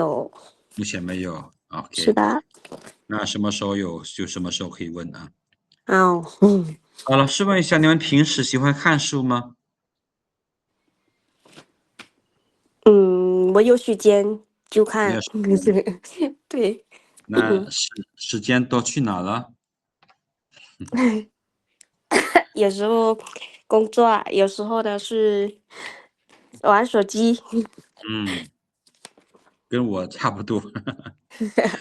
差不多但是手机的话经常玩的话也不好其实是的หนังสือแต่งดองโอเคบัดนี้มาเบิ่งเนาะหนังสืออนุมัติการแต่งดองบัดนี้หลังจากที่เราเฮ็ดมาเมื่อกี้แล้วเนาะบัดนี้นะเราสิได้ไปขึ้นคำร้องไปทางกรมเนาะอันน่ะกรมอิหยังก็ตำรวจคุ้มครองคนเข้าเมืองหรือว่าตมหั่นนะเอกสารที่มันเมื่อกี้หั่นเนาะคำร้องแลหรือว่าหนังสืออันน่ะจดทะเบียนอยู่บ้านอยู่หยังหั่นน่ะบัดนี้มาครอบปึ๊บเขียนหาอันนี้แล้วก็อันนี้จึงจะตกลงว่าตกลงให้2คนนี้แบบแต่งงานแท้บ่เนาะมาเบิ่งหลังจากที่เอกสารเมื่อกี้นี้แล้วนะอันตัวที่3แม่นอันนี้เนาะแจ้งการตัวอย่างว่าอันน่ะเอกสารออกจากหยังกรมตำรวจคุ้มครองคนเข้าออกเมืองกรมทุนเนียสันติบาลกระทรวงป้องกันความสงบเนาะอันนี้เป็นเอกสารออกจากนั้นโอเคอันนี้มันแจ้งการลงไปให้กับอันน่ะแผนกภายในแขวงหลวงพระบางเพราะว่าหนังสือหันผ่านแผนกภายในแขวงหลวงพระบางมันมาหาเขาเจ้าเลยเนาะเรื่องอนุมัติแต่งดองระหว่างพลเมืองลาวกับคนต่างประเทศเนาะเดี๋ยวพี่น้องสังเกตเบิ่งอิงตามตำราเลขที่184/ลบเนาะลบแม่นพี่น้องสังเกตเบิ่งดำรัฐแม่นรัฐบาลเท่านั้นที่เป็นคนออกให้ได้เนาะมาตรการแต่งดองระหว่างพลเมืองลาวและคนต่างประเทศกับคนต่างประเทศเนาะของรัฐบาลแห่งสปป.ลาวอันที่2แม่นหยังอิงตามข้อตกลงฉบับเลขที่เนาะของรัฐมนตรีกระทรวงป้องกันความสงบว่าด้วยอนุมัติแต่งดองให้คนลาวกับคนต่างประเทศเนาะหมายความว่าความจริงเนี่ยอันข้ามมาตัวนึงหนังสืออนุมัตินี่นะเนาะอนุมัติการแต่งดองระหว่างหลังจากที่เบิ่งเด้อจดอันน่ะโอเคหนังสืออนุมัตินี่แม่นหยังทีนี้เขียนรัฐบาลบ่รัฐบาลต้องเป็นคนเขียนมาเสนอให้กับอันนี้ให้กับกรมสันติบาลนี่นะกรมตำรวจคุ้มครองของต่างประเทศนี่แล้วเขาจะใช้หนังสืออันนี้ส่งไปคืนเนี่ยก็ไปหานะรัฐบาลคืนว่าอันที่เจ้าเสนอมาหั่นนะเดี๋ยวนี้ทางเขานี่ตกลงให้อันเฮ็ดดีให้เอากันแล้วเด้อถูกต้องตามกฎหมายแล้วเด้อสินะ เนาะอันนี้คือขั้นตอนในการแล่นเอกสารแต่งดองหั่นนะอันนี้กรม老师打断了一下，老师打开文件了吗？哦，不好意思，不好意思，不好意思，我这边就我自己在这边自言自语了，自言自语了，OK， 不好意思，看得到了，好，关系，อันนี้โอเคจากที่กลับขึ้นมาตึมหนังสือบันทึกหนังสือโอเคอันนี้มันแจ้งการเนาะแจ้งการของกรมตำรวจคุ้มครองคนต่างประเทศเนาะของกรมใหญ่สันติบาลของกระทรวงป้องกันความสงบแจ้งไปให้ไผทราบแจ้งไปให้แผนกภายในแขวงหลวงพระบางทราบเพราะว่าหยังแขวงหลวงพระบางเป็นคนเสนอขึ้นมาแล้วว่า2คนนี้ได้มาห้ามห้องการแผนกภายในหลวงพระบางเนาะหลวงพระบางจึงรายงานมาให้ทางกรมตำรวจคุ้มครองคนต่างประเทศนี้แล้วก็ทางนี้ก็จะแจ้งคืนตึมนะนั่นก็คือหนังสือตัวนี้หนังสือการอนุมัติแต่งดองระหว่างคนลาวกับคนต่างประเทศนี่แหละเนาะอันนี้ก็คือรูปแบบของเมื่อกี้นั่นแหละพี่น้องแต่ว่านี้บ่ได้อาจารย์บ่ได้ตึมข้อมูลใส่เนาะกรมตำรวจคุ้มครองคนต่างประเทศข้อที่เป็นเกียรติแจ้งให้ทราบว่าให้ทราบอะไรท่านรัฐมนตรีกระทรวงป้องกันความสงบเห็นดีอนุมัติแต่งดองบัดนี้ระหว่างไผผู้ฝ่ายหญิงผู้ฝ่ายชายเนาะข้อมูลตืมใส่อาจารย์บ่ได้ตืมให้พี่น้องเนาะข้อมูลตัวนี้แล้วก็ดังนั้นจึงได้แจ้งมายังภาคส่วนที่เกี่ยวข้องเพื่อทราบและคุ้มครองตามระเบียบกฎหมายอย่างเข้มงวดเนาะมีอันนี้ปุ๊บแล้วก็ถือว่าโอเคแล้วถือว่าเกือบว่าสมบูรณ์แบบแล้วเนาะถือว่าสมบูรณ์แบบแล้วส่วนว่าคำศัพท์เป็นอะไรอาจารย์สิเรียนให้เบิ่งเลยเนาะอาจารย์จะบ่ถามไปตืมไปอยู่นี่มันข้ามไปตัวนึงหน้านึงเนาะเราจะมาไปโอเคพี่น้องสังเกตเบิ่งคำศัพท์เด้อคำว่ากระทรวงป้องกันความสงบเขาสิว่ากงอันปุกงอันปุโอเคบัดนี้กรมใหญ่สันติบาลเขาสิว่า治安总局พี่น้องสังเกตเบิ่งเขาเขียนว่ามื้อนั้นว่าคำว่ากรมหั่นน่ะเขาว่าซื่อแม่นบ่对เพราะนั้นชื่อบ่ซื่อก็แม่นกรมแต่อาจารย์เว้าแล้วว่ามันอันน่ะมื้อนั้นจะฮู้ได้ว่าห้องการเขาต้องเบิ่งว่ามันอยู่ในซ้ายลัดซ้ายตั้งหรือซ้ายข่วงหั่นน่ะเนาะอันนี้เอิ้น局บ่แม่นซื่อเนาะ公安治安总局治安总司บ่มีคำนี้เนาะ局ตัวอย่างว่ากรมรูปเงาหั่นนะเขาเอิ้นว่า电影局มันเป็น电影司เนาะอันนี้คือกันอันนี้อาจเป็น局公安总局总局เนาะกรมใหญ่สันติบาลบัดนี้กรมตำรวจคุ้มครองคนต่างประเทศเนาะตำรวจมัน警察เนาะกรมได้局对外国人管理警察局管理อันนี้แปลว่าคุ้มครองเนาะเมื่อหน้าเขาว่าอาจารย์ได้ว่าไปแล้วว่ากวาลีแปลว่าบริหารก็ได้คุ้มครองก็ได้แต่เขาบอกว่ากรมตำรวจบริหารคนต่างประเทศบริหารเนาะคนต่างประเทศมาคุ้มครองบริหารมันยังผู้ที่เป็นนายและบริหารลูกน้องอันนี้เขาเอิ้นว่าคุ้มบริหารเนาะต่อไปหนังสือแจ้งการพอเนาะเอิ้นว่า通知ก็ได้หรือว่า通知书ก็ได้通知书通知书一样的แผนกภายใน内政厅บัดนี้พี่น้องมาเบิ่งคำว่าดำรัฐพี่น้องดำรัฐหั่นนะคำว่า正领นี่นะมันย่อมาจากคำว่า政府法令政府法令เนาะอาจารย์ใช้ว่า政令法令政令政府法令ดำรัฐ法令อาจารย์ใช้ว่า政府法令怎么改不了这个这里改不了该在这里 โอเคอันนี้คือดำรัฐเนาะบัดนี้ข้อตกลงเลยบัดนี้นะ协议决议คำนี้ล้วนแต่แปลว่าข้อตกลงดำรัฐของรัฐบาลแห่งสปป.ลาวพ พี่น้องสังเกตมื้อนะสปปลาวนะมีจุดบ่หรือมีจำบ่ถ้าว่าซ้อจำปอจำปอจำบ่ถูกผิดหลักการสปปลาวต้องเขียนแบบนี้สปปลาวเนาะใบเอกสารใบเอกสารจำว่าสปปแล้วก็จำที่แม่นลาวใบเอกสารแม่นสปปลาวจู่อาจารย์ถกเถียงกันอยู่ทุกมื้อนี้ว่าสิใช้อันใดแท้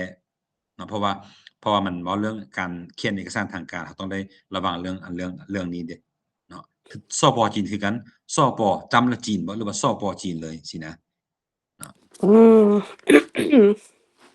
老挝人民民主共和国政府法令政府法令或者政令共和国พี่น้อง共和国นี่สิแปลว่าหยัง共和国对สาธารณรัฐ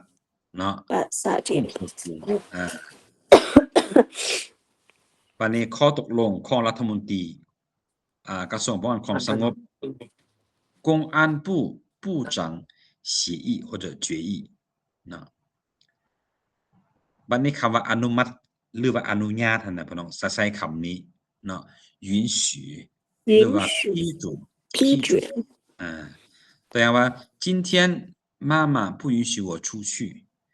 มื้อนี้แม่บ่อนุญาตให้ข้อยออกไปเล่นไสเนาะ批准แม่นนะเวลาเราเขียนหยังก็เขียนคำร้องเสนอไปทางขั้นเทิงเนาะแต่ว่าขออนุญาตอันน่ะมันขอเงินแฮ่ซะเนาะขอเงินแฮ่ไปต่างประเทศจัก$10บ่$100ก็ก็แล้วแต่เนาะ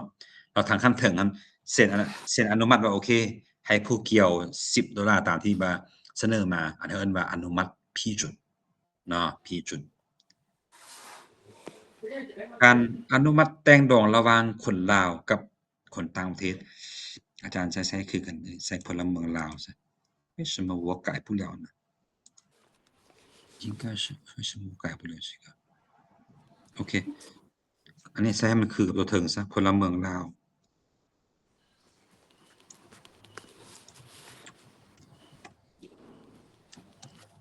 โอเคพลเมืองลาว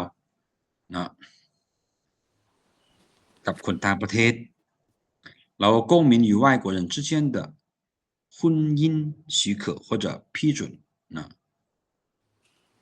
วันนี้คำว่าพี่น้องแจ้งให้ทราบหรือว่า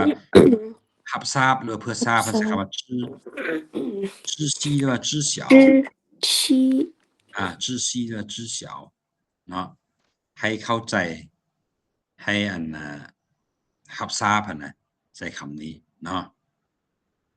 คำว่าทราบนี่ก็แม่นศัพท์ภาษาลาวคือกันบ่อาจารย์แม่นแจ้งให้ทราบนะคนลาวอันอยู่เอกสารจุดจ่ายก็มักใช้คำนี้อยู่เนาะรับทราบตัวอย่างว่ามื้ออื่นมื้อฮื้อสิมีกองประชุมเด้อแล้วส่งในกลุ่มปึ๊บรับทราบเนาะหรือว่าทางเทิงแจ้งมาว่าเพื่อแจ้งกันปุ๊บแล้วก็เพื่อทราบสินะแม่นเนาะต่อไปเงื่อนไขโทษเข้มงวดหรือว่าอย่างเข้มงวดเนาะภาษาจีนใช้คำว่า严格หรือ严训ก็ได้เข้มงวด严格อันนี้คือคำศัพท์ที่อาจารย์คัดมาแบบฟอร์มเอกสารทางเทิงนั้นมีอยู่13คำเนาะบัดนี้มาเบิ่งคำศัพท์เพิ่มเติมเพราะว่ามื้อนั้นมีคนถามอาจารย์ก็เลยว่าสุดนั้นเนาะอาจารย์เลยมาให้เติมตัวอย่างตัวนี้เสื้อทื่อวิญญาณนะศาสนา信仰鬼魂信仰鬼魂เบิ่งแล้วคุณนี่อาจารย์แป๊บเดียว鬼魂นี่มันตัวนี้อาจารย์แป๊บเดียวคือว่ารู้สึกว่ามันบ่ถูก等一下鬼魂不是鬼魂ตัวนี้不是鬼魂是鬼魂应该是这个鬼魂วิญญาณคุณมันวิญญาณเนาะคุณ鬼魂มีคนถามอาจารย์หลายว่าคุยคุณว่าอะไรคุยคุณว่าอะไรเวลาเขาจะสิแต่งงานกับคนจีนเขาจะใส่ว่าศาสนาพี่นะอาจารย์ก็เลยโอเคไปซ่องมาแล้วโอเคกุยคุณมันเนี่ยวิญญาณเนาะ信仰鬼魂หมายความว่าเชื่อถือในสิ่งที่เขาเบิ่งบ่เห็นเป็นวิญญาณนั้นเนาะกุยขุนบัดนี้บรรพบุรุษ祖先ตัวอย่างว่า祖先เนาะ我的祖先บรรพบุรุษของข้อยสินะ祖先บัดนี้พี่น้องอสัญญาศาสตร์สิ่งที่เบิ่งแนมด้วยตาเปล่าบ่เห็นเนาะบ่ได้แบบนี้เขาว่าอันน่ะ妖术ก็ได้妖แม่นหยังผีศาจหา妖อ๋อ小妖อ๋อ小妖เนาะ小妖โอเคหรือว่า巫术巫术ก็แม่นหยัง巫术พวกลิ้นคองหั่นนะ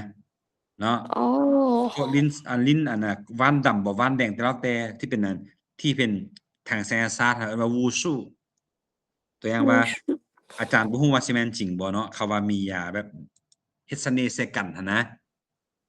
โดยบ้านเสน่ห์ว่าผู้นี้ฉันอยากฮักผู้นี้อยากให้ผู้นี้มาฮักข้อยแล้วไปหาหมอผีหมอเดามาเฮ็ดให้ท้าวนางนางนี่มักข้อยแรงหลงใหลในตัวข้อยนี่นะเนาะอืม巫术โอเคบัดนี้ผู้ที่เฮ็ดอันน่ะเรื่องไสยศาสตร์แบบนี้ที่เป็นเขาเอิ้นว่าหมอผีอะนะโดยเขาเอิ้นว่า巫师巫师巫师巫师อันนี้มันความเชื่อถือของแต่ละคนของแต่ละเผ่าของแต่ละท้องถิ่นมันต่างกันเนาะแต่ว่ามีคนถามอาจารย์ก็พยายามไปซอกมาให้เนาะแล้วก็มาซอกตัวนี้ให้ก็ได้ส่ำนี้เนาะโดยหม้อพรเนี่ยมันเป็น法师法หม้อ师หั้น法หม้อ师หม้อที่ให้เออพรหรือว่าหม้อที่มาแก้ไขปัญหาต่างๆที่เกิดขึ้นเนาะหม้อที่ขัดกับอันหม้อพี่อะนะอันนี้เขาว่า法师ผู้ที่มีพลังภายในผู้ที่แหนมเห็นในสิ่งที่เราบ่เห็นนั่นนะว่า法师เนาะบัดนี้迷信迷信หแม่นหยังมิ่นชิดงมงวยเชื่อถือเชื่อถือในสิ่งที่ตาเบิ่งบ่เห็นเป็นผีบ่ผีสางนางร้ายบ่หรือว่าจั่งใดต่างๆเนาะแล้ว迷信โดยเฉพาะแม่นอืมศาสนาเนาะแต่ละศาสนามันจะมีเรื่องความเชื่อถือที่แตกต่างกันบ่ว่ากันเนาะไผก็ศรัทธาในสิ่งที่ไผอันที่ตัวเองเชื่อถือเท่านั้นหั้นนะบัดนี้เจ้าผีสางนางร้ายผีสางนางไม้หรือว่าผีสางนางร้ายอะนะเขาว่า术神树神森神林เนาะสังบ่แม่นเซิ่นหลินชื่อเซินเซิน神แม่นหยังเทวดาฟ้าแทนสิ่งที่แต่เบิ่งด้วยตาเปล่าบ่เห็นสิ่งที่มันศักดิ์สิทธิ์แต่เราเบิ่งบ่เห็นอะนะเขาว่า神เนาะ神神อาตัวอย่างที่อาจารย์มักย่อกันหมู่ที่ว่าเก่งๆหั่นน่ะอันนั้นก็อืฮู้หมดมที่อาจารย์ว่า你不是人你是神สินะ อ่าเจ้าเป็นคนแล้วเจ้าเป็นเทวดาแล้วหยังก็ฮู้ไปหมดหั่นน่ะเนาะโอเคบางเทื่ออาจารย์ก็มักเว้ากับนักเรียนให้กัน老师是人老师不是神อ่า不是什么都知道อาจารย์ก็บอกเขาอาจารย์บ่ได้แม่นฮู้หมดทุกเรื่องอาจารย์บ่แม่นเทวดาสินะเนาะอืมโอเคหรือว่าเขาบอกว่า森林女神นะอันนี้มันแปลตามตัว森林森女神森林มันป่าไม้女神มันเนี่ยนางฟ้านางแทนนางเทวดาเนาะ女神女神对อันนี้มันคือคำศัพท์เนาะอยู่ในเอกสารแหน่อาจารย์มาเพิ่มเติมให้แหน่เนาะก็สิประมาณนี้ถ้าอยากรู้หยังเพิ่มเติมก็สามารถเขียนส่งลงมาในกลุ่มได้เนาะอาจารย์สิพยายามไปซอกมาให้对โอเคบัดนี้มาเบิ่งตัวทางรูปเนาะแจ้งการจังซี้บัดนี้นะ外国人管理警察局นะเปลี่ยนมาอาจารย์บ่ใช้เปลี่ยนมานิดหนึ่งเดี๋ยวพี่น้องถึงหั้นเราใช้คำว่า治智治ถึงเนาะเรื่องหยัง是由อันนี้ให้ใช้เป็นทางการใช้แบบนี้是由หลังบัวลาปัง省内政厅แผนกภายในแขวงหลวงพระบางต่อไปแม่นเรื่องหยัง批准老挝公民与外国人之间的婚姻婚姻บัดนี้根据2021年3月10日อันนี้อาจารย์เขียนเต็มเนาะ老挝人民民主共和国政府颁发的关于老挝公民与外国人之间的婚姻的ผมอาจารย์สิแปลงมานึง好像有点矛盾อ่าน不太顺颁发的第184号政令啊，关于老挝公民与外国人之间的婚姻 OK ถึงแล้วบัดนี้นะบัดนี้根据公安部部长批准的ตอนนี้เลขที่มาใส่พี่มันจะสมบูรณ์แบบ的 OK 关于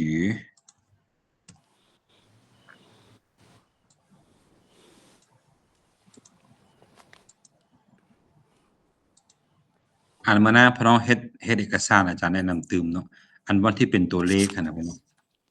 ให้ใส่ฟอนต์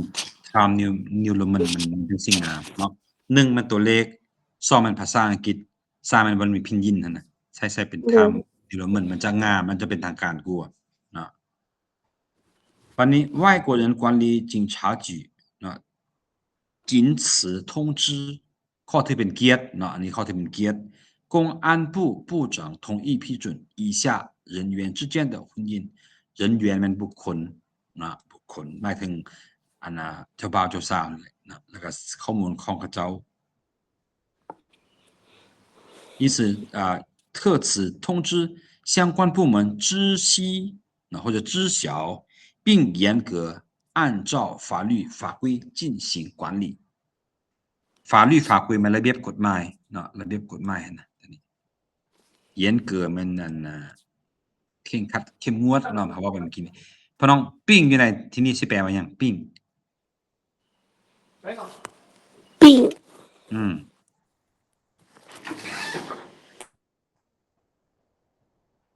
ปิ้ง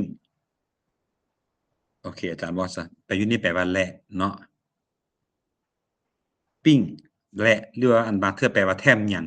หมายความว่าสิ่งที่เว้ามามันยังบ่หมดเทื่อมีต่อตึมนะปิ้งเนาะ我喜欢我不仅学法语หรือว่า我不仅会说法语并且还会说汉语สินะ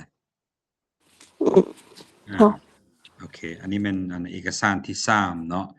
สำหรับมื้อนี้เอกสารอาจารย์มื้อนี้อาจารย์บ่ใช้เลขที่เท่าไหร่นี่โอเคบ่มีเลขที่เนาะมันก็จำ稍等一下老师给你们整理一下这里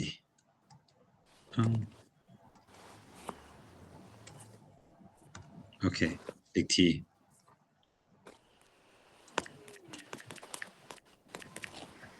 อันที่พี่น้องอันเนี้ยไปให้ไปเบิ่งคืนเวลาอ่านเอกสารมันมีพี่น้องต้องอ่านก่อนเนาะอ่านเอกสารก่อนว่าเอกสารเนี่ยมันออกโดยผู้ใดเนาะจะห้องการจัดตั้งมันภาคส่วนใดต่อมาพี่น้องมาเบิ่งชื่อเอกสารนี่มันนั่นน่ะชื่อว่าอะไรเนาะหรือว่าส่งหาไผหรือว่าอิงตามหยังเบิ่งนี่ก่อนเนาะค่อยๆไปทำเอกสารมันบ่ฟ้าวแปลต้องอ่านเข้าใจก่อนหรือบ่ก็อ่านมาแล้วคำศัพท์ใดที่บ่ฮู้หั่นน่ะหมายเวียนเอา Big Stone C ต่างๆขีดใส่แล้วก็โอเคแต่ว่า通知书มันหยังแปลใส่ก่อนเนาะแปลเขียนใส่ปึ้มก็ได้หรือว่าพี่น้องหมายเอา Big แล้วก็เอามามอนแล้วแปลอ้อมมนหมุนก่อนเนาะแล้วก็แปลไปหลังจากแปลคำศัพท์ที่มันยากๆแล้วได้แล้วก็จึงบัดนี้มาแปลเป็นประโยคเนาะค่อยๆแปลไปตามตัวก่อนหลังจากแปลหมดแล้วจึงค่อยมาสับขึ้นมาประโยคตัวใดภาษาลาวจึงจะเหมาะสมเนาะตัวอย่างมีคำหนึ่งอาจารย์เห็นหลายคนเนาะโดยเฉพาะมันในวงการพิธีกรตัวอาจารย์ตัวอย่างว่าครับเริ่มจากว่า尊敬的各位领导各位嘉宾女士们先生们大家晚上好สินะเห็นบ่ภาษาจีนเป็นนั่น大家晚上好มันไปอยู่ในท้ายประโยคแม่นบ่บัดนี้พิธีกรหลายคนมันเพราะว่าหยังแปลจากจีนมาเด้เขียนประธานผู้นี้เขียนประธานผู้นั้นแล้วก็สบายตอนค่ำสินะความจริงคำว่าสบายดีในภาษาลาวต้องอยู่ก่อนประโยคทับอิฐตามหลักการนั่นน่ะแต่อาจารย์เห็นพิธีกรหลายคนมันเว้าตามภาษาจีนความจริงมันบ่แม่นเนาะต้องว่าสบายดีตอนเช้าประธานแล้วก็จึงค่อยเขียนท่านนี้ท่านนั้นนิดๆที่เว้าไปเนาะอันนี้คืออีกหนึ่งหลักการเวลาแปลอันนี้เฮาไปตามจีนหลายโพสต์ตอนเป็นของลาวเนาะเราเวลาแปลรถไฟลาวจีนมันบอกรถไฟลาวจีนเวลาเป็นภาษาลาวไว้รถไฟจีนลาว但是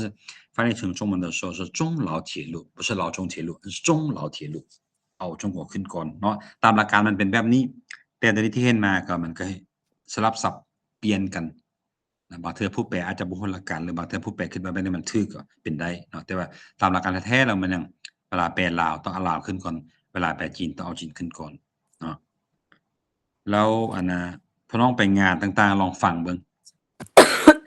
งานจัดอยู่ลาวน่ะตามหลักการต้องเว้าภาษาลาวก่อนแล้วภาษาจีนโดยจึงตามหลังเนาะแล้วอีกประสบการณ์ตัวหนึ่งเวลาพอน้องไปแปลกองประสุมหั่นน่ะเวลาสมมุติว่าเราเป็นผู้แปลให้แขกเนาะตัวเอาทานประธานขึ้นไปกล่าวเนาะเพิ่นจะเรียนผู้นี้เขียนผู้นั้นอาจจะเรียนมี4ทานอาจจะเรียน3ทานก็แล้วแต่ให้เพิ่นเรียนหมดก่อนแล้วเราจึงแปลบ่แม่นว่าเรียนทานผู้นี้แล้วก็เอาไปแปลเป็นประโยคบ่เพราะน้องมันผิดหลักการเนาะ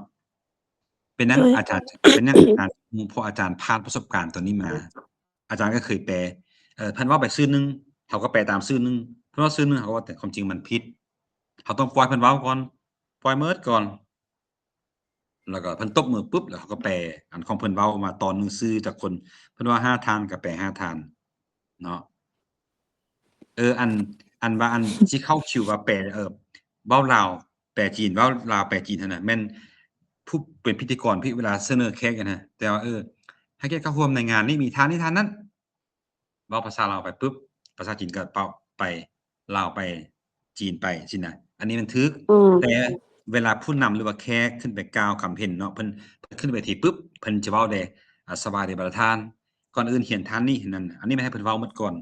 แล้วเราจึงแปลเนาะอันนี้เป็นหลักการของนายแปลภาษาอยู่ในเวทีต่างๆเป็นลักษณะนี้เนาะโอเคมื้อนี้ก็3เอกสารเนาะอาจจะไวแด่อาจจะบ่ละเอียด ทุกๆคำเนาะมีแต่ว่าพอน้องไปอ่านคืนแล้วก็มีถามอาจารย์นั้นถามคืนได้อีกอย่างอันเอกสารที่อาจารย์ส่งให้น่ะพอน้องพยายามเซฟเมียนเด้อเพราะว่าอันเอกสารมันหลายๆอาจารย์จะลบทิ่มมันน่ะที่มัน对มันแม่มอาจารย์เต็มเนาะ好好的那么今天的课就先这样了啊好明天是周末所以祝你们俩明天或者后天周末愉快然后好好工作或者好好休息要好的就你对吃得好玩得好睡得好好吗好的好了，周末那就这愉快样了啊。老师好的，好好的，谢谢你们，好的，拜拜，晚安，好拜拜晚安拜拜。